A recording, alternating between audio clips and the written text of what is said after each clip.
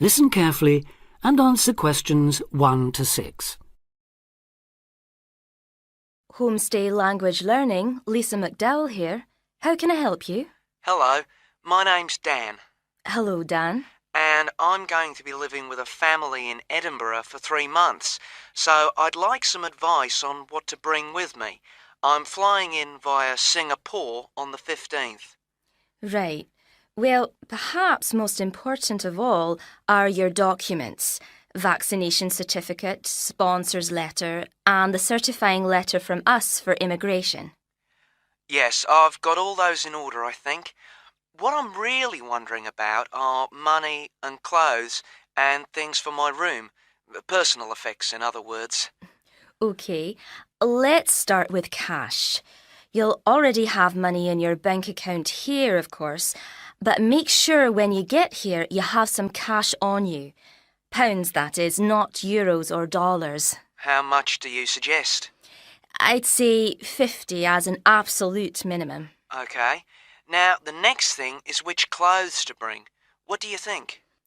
Well, as I'm sure you know, it can get pretty cold here, so you will need some warm clothing. There are shops near here that sell winter clothes quite cheaply, so you really don't need to bring much. Do make sure, though, that you have at least one thick sweater and a jacket with you when you arrive here. The temperature's likely to be a lot lower than in Singapore. Thanks for the warning. Now, something else I'm not sure about is whether to bring my computer. It's a laptop, so it won't take up much room. 2 problems. Firstly, it might not be compatible with the electricity supply in this country. And secondly, there's a risk of it getting broken in transit. Someone travelling here had hers smashed only last month. But surely I can carry it as hand luggage. Usually, yes, but because of all the tight security right now, you may have to check it in. So my advice is to leave yours at home. OK, I think I will. Is there anything else you'd advise against bringing? Well, you won't need household or cooking things. They'll all be provided. And importing food, of course, isn't allowed by customs, though I imagine you already knew that. Well, yes. But there are 1 or 2 things I'd suggest you find room for in your suitcase. Yes? Perhaps a few of your favourite cassettes or compact discs. Of course, you might be able to find them in the shops here, but then again, you might not. That's a good idea. Anything else? Yes, some photographs of people and places that are special to you could be nice.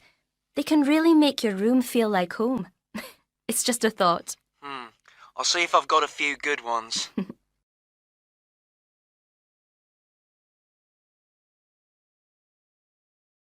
Now listen and answer questions 7 to 10. Just a few points about packing. Make sure all your cases are clearly labelled, in English, with your host family's name and address. Just in case they go missing on the way. It has been known to happen. What name do I write, by the way? It's Wark. Lewis and Amy Wark. So that's W-A-L-K? It's actually W-A-R-K. But we'll be posting full details to you later this week. Right, fine. And I'd better put some essentials in my hand luggage, enough for a night or two in case, as you say, anything happens to my main cases. Yes, I'd recommend a change of t-shirt and socks and so on, plus any medication you may need, and a toothbrush, of course. And my tights. Your tights? Yes, for the flight. Wearing them helps prevent deep vein thrombosis when you're flying long distances, not getting any exercise. Oh yes, I've heard about that. Now, talking about exercise, there's one last thing. When you've packed your baggage, check you can carry it, all of it, at least 500 metres without any help. You may have to do that. OK. Well, thanks for all your help. You've cleared up a lot of points. Oh, you're welcome. Have a safe journey, and we'll look forward to seeing you next month. Bye. Bye.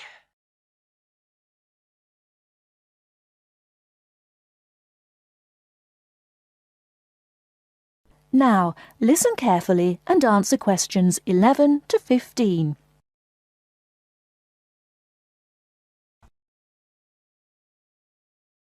Welcome to The Food We Eat, sponsored by Safeway. Increasingly, we know more about the effects of our eating habits and lifestyles on our health. While new information can change old ideas, the news stories can often be confusing. At Safeway, we try to help customers not only in the range and types of food offered, but also by providing up-to-date, reliable information in areas we know are of interest and which relate to the diet we eat. Today, we are going to talk about sugar. Recently, doctors have been advising us to eat less sugar. The health recommendation to use less sugar is for two reasons. Firstly, for the sake of our teeth, since the amount and frequency of sugar consumption links to decay. Secondly, as sugar is a good source of calories, it can easily be a problem if we tend to be overweight. The dental risk is because bacteria which occur naturally in our mouth feed on carbohydrates, sugar and starch, to form plaque and acid. Plaque is a sticky coating that prevents the bacteria being removed by saliva. The acid attacks the tooth itself. This takes time, however, so the trick is to avoid sticky foods like sweets, which stay around in crevices feeding the bacteria.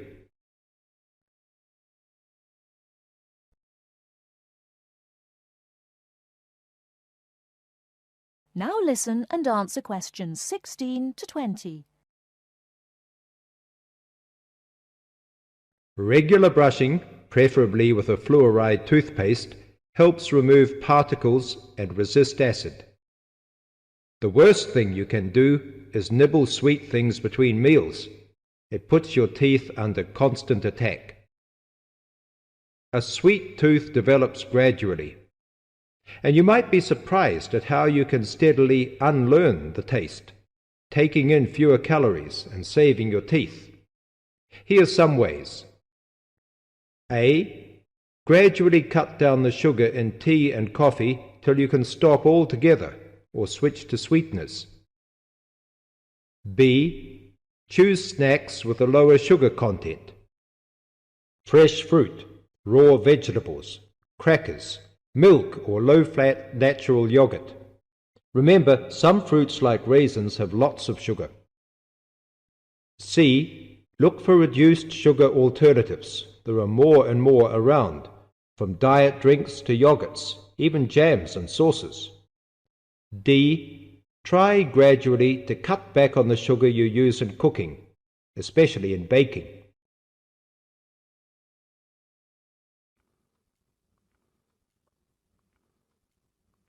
Now listen carefully and answer questions 21 to 25. Okay, guys, first off, well done. That was a very good presentation yesterday.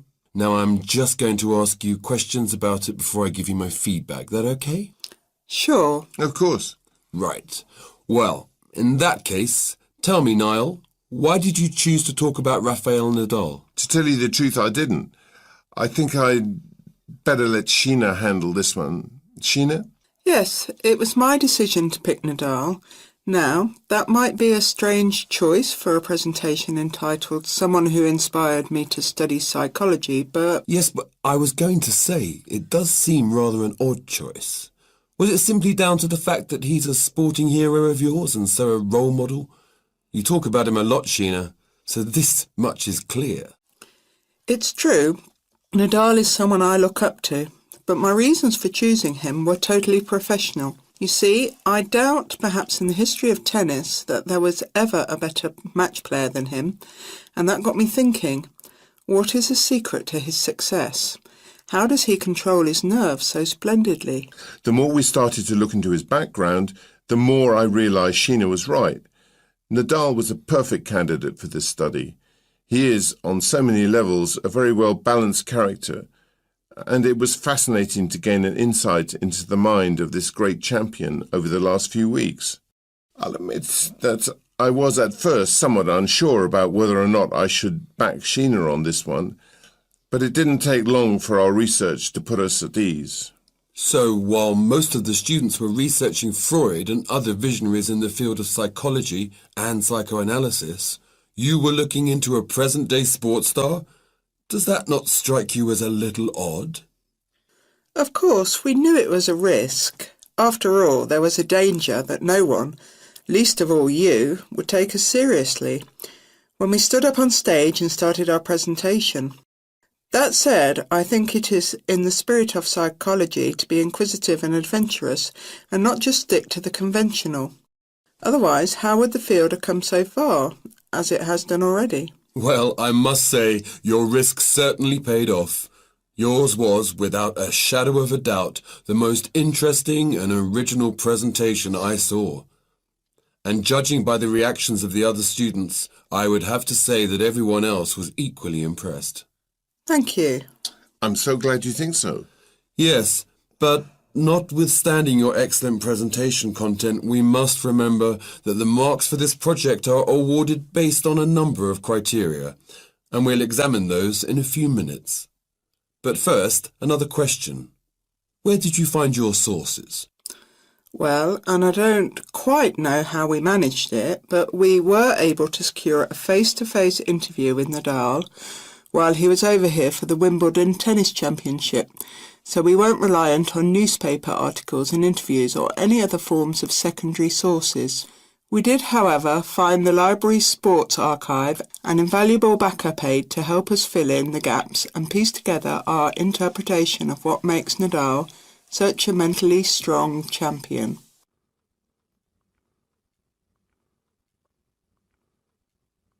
Now listen and answer questions 26 to 30. Okay, well, as I said, congratulations again for your excellent work. Now it's time for my feedback. The first area where marks were awarded is in your use of equipment. I felt that had you not been a little too reliant on the overhead projector, and had you, for example, used the interactive whiteboard and audio equipment a little more effectively, you would have received top marks in this section. As things stand, though, your use of equipment was still very satisfactory. It's just a shame as it was an opportunity missed to score full points. The next area I was asked to assess is content. As you might have guessed, I simply can't fault you on that. Highly original work, so well done. As for your timing, I felt that the two of you were a little too over-rehearsed, so the presentation felt, at times, a little robotic. That said, again, it was very satisfactory, and you would get full points for effort. Sadly, though, there is such a thing as trying too hard, and that cost you top marks here, I'm afraid. Oh, I see. Right. What was particularly impressive, though, was the thick handout you'd prepared for everyone. I took it home to read through it afterwards, and it was very well written. But not alone that, it also enhanced my experience of the presentation itself on the day, as I was able to refer to the handout for further information on what was being discussed and to answer any questions I had. Very nice. As for your level of interaction, well, you had so much that you were intent on packing into your 20-minute time slot that sadly you run out of time at the end, which left no room whatsoever for interaction and no one had the chance to ask you any questions. You've probably guessed, therefore, that you did worse than average in this department, and unfortunately, your score will have to reflect this. Oh my goodness, everything sounded so positive at the start. That is a big disappointment. We worked so hard. Now, don't be so quick to get deflated. Remember, your presentation skills only count for 15% of the project grade. Your score in this assessment, even if it were terrible, would still not be enough to prevent you from getting top marks overall. It's very hard to score well in the presentation assessment anyway, so believe me, you both did reasonably well. Thank you. I wish I felt like that. Yes, your feedback was very constructive. We're just a little disappointed with ourselves. Why?